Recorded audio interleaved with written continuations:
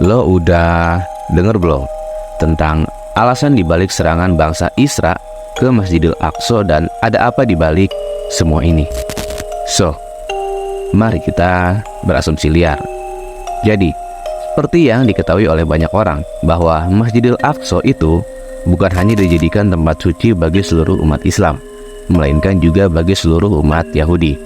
Mereka meyakini bahwa di bawah masjid itu ada kuil Nabi Sulaiman yang berisi harta karun, artefak-artefak teknologi dari masa lampau, hingga rahasia-rahasia langit yang terukir di bawah sana yang masih belum terungkap sepenuhnya dan masih menjadi rahasia.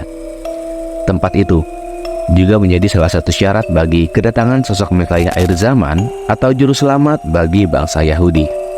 Nah, bangsa Isra konon katanya memiliki rencana untuk menghancurkan Masjidil Aqsa dan membangun kuil Nabi Sulaiman di atasnya. Karena dengan begitu, mereka berharap mereka bisa mendapatkan pengakuan dunia sebagai bangsa pilihan Tuhan, guna mempersiapkan kedatangan Sang Mesaya. Dan tetapi, yang menjadi permasalahannya adalah mereka belum tahu pasti di mana letak persis kuil Nabi Sulaiman itu. Mereka hanya bisa menduga-duga bahwa kuil itu berada tepat di bawah Dome of Rock, yaitu kubah emas yang ada di tengah-tengah Masjid Al-Aqsa. Konon, kubah itu dibangun oleh Khalifah Al-Walid dari dinasti Umayyah pada abad ke-7 Masehi. Oleh karena itu, bangsa Isra mulai mencoba untuk menggali terowongan ke bawah Masjidil Aqsa atau Masjid Al-Aqsa untuk mencari kuil dari Nabi Sulaiman.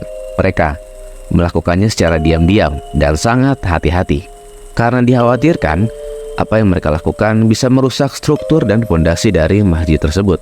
Belum lagi mereka juga menghadapi perlawanan dari bangsa Fales yang menjaga dan mempertahankan Masjidil Aqsa dengan segala kehormatannya.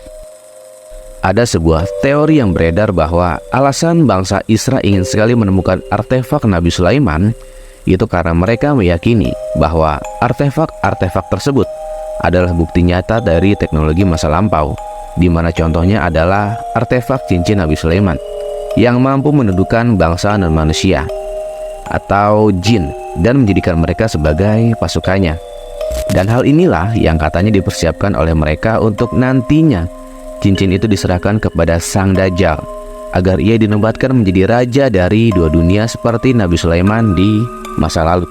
Dan seperti yang kita ketahui, era Nabi Sulaiman adalah era di mana bangsa jin mampu menggunakan kekuatannya di dunia manusia berkat perintah dari Nabi Sulaiman melalui artefak cincinnya, di mana banyak hal-hal mustahil dapat terjadi atas kerjasama Raja Sulaiman dengan bangsa jin di bawah kehendaknya, yang mampu membuat ia melakukan hal-hal yang tidak bisa dilakukan oleh teknologi manusia, seperti memindahkan istana Ratu Bilqis dan sebagainya. Apa jadinya jika artefak cincin tersebut jatuh ke tangan Sang Dajjal?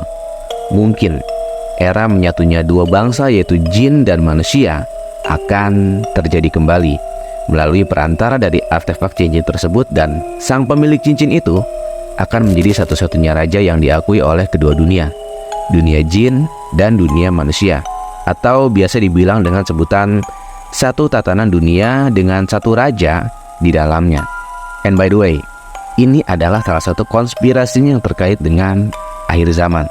Tapi balik lagi, ini hanyalah sebuah informasi yang bersumber dari internet, dan untuk kebenarannya lo bisa riset kembali terkait informasi tersebut.